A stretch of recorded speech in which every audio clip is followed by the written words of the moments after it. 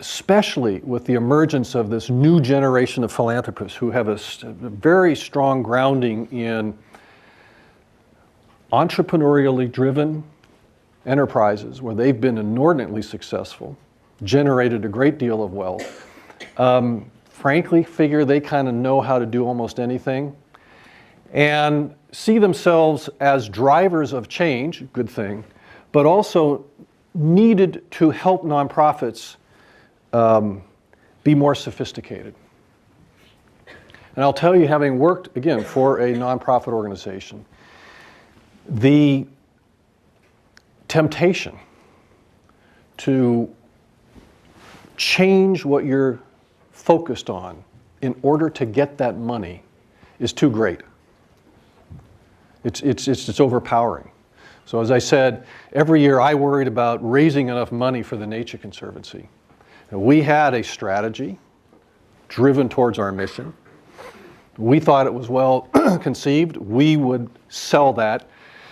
And often I would encounter very wealthy people who would say, well, that's interesting. That's not what I'm interested in. I'm interested in this other thing that, was close enough.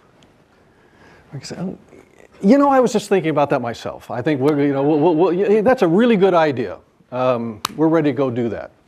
And I will confess that more than once, I was seduced into getting a big contribution, not thinking through the implications, and actually ending up taking on more of a fundraising burden. There was one time when we were working with Caterpillar Corporation, and they had a strong interest in watershed management. We didn't have a lot of experience in watershed management. We had bought land on river corridors. But watershed management is a much more complex undertaking. And having to understand users of water and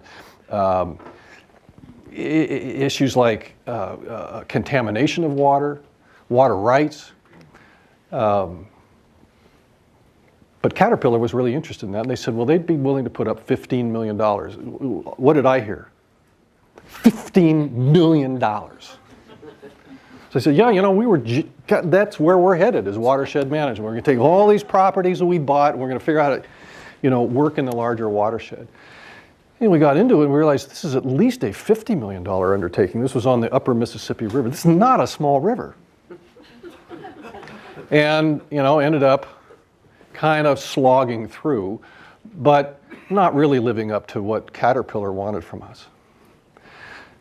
So philanthropists, as entrepreneurs, need to be very thoughtful about the pull that they have on organizations and how they can very profoundly disorient or distract organizations from what they say is their mission.